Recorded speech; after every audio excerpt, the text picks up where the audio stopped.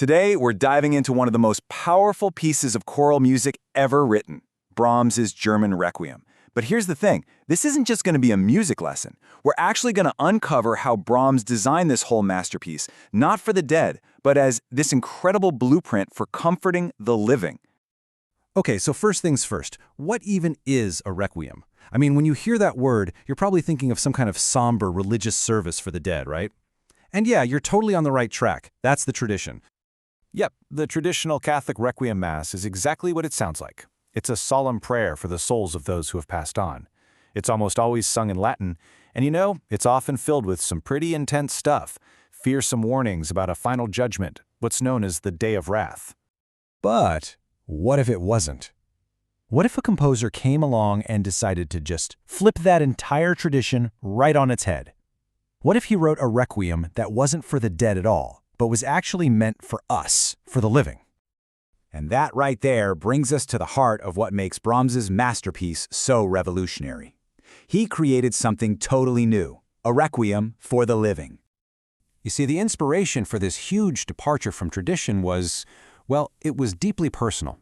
In 1865, Brahms's own mother died, and that profound grief, that became the fuel for his longest and most personal work ever. He wasn't just, writing notes on a page, he was literally working through his own sorrow with this music. And you can see his focus right away, immediately. Instead of the usual plea for a soul to find rest, Brahms opens with this: "Blessed are they that mourn, for they shall be comforted." Think about that.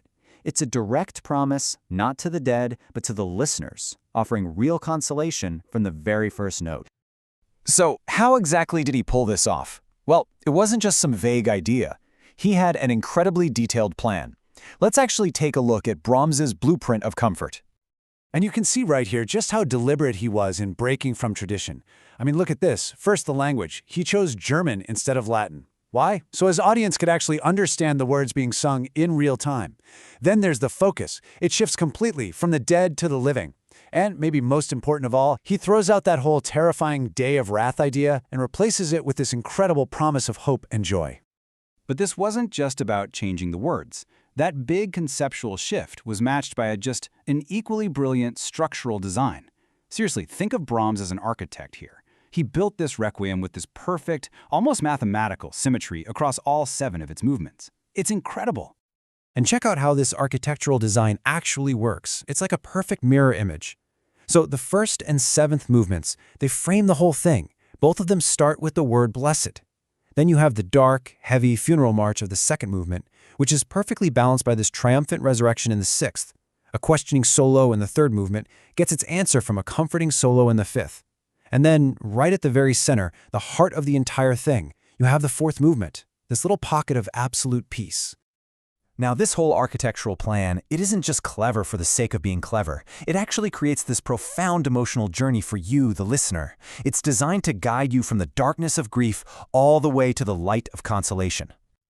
Okay, so our journey into the heart of grief really begins in the 2nd movement. And Brahms, he doesn't shy away from the pain of loss one bit. Nope, he makes us confront it head-on with this slow, heavy, solemn funeral march. The music here paints such a stark picture of mortality. The text says, "For all flesh is as grass," and you can hear that idea everywhere. It's in the somber minor key, the heavy, plodding rhythm of the march, and this ominous unison vocal line that just feels completely inescapable. And underneath it all, you have the timpani just pounding away like a thunderous, relentless heartbeat. It's intense. But after guiding us through all of that darkness, Brahms leads us right to the symmetrical center of his whole design. And the 4th movement, it's a total contrast. It's a moment of just pure, absolute peace. How lovely are thy dwellings. And what's crucial is that Brahms isn't really talking about some faraway heaven after death. It feels like he's creating a space for peace and beauty for us, right here in the present moment. This gorgeous, gentle music, it's like a psychological bridge, leading us away from that deep grief and toward hope. And that journey, it all builds to a climax in the 6th movement. Remember that funeral march from the beginning?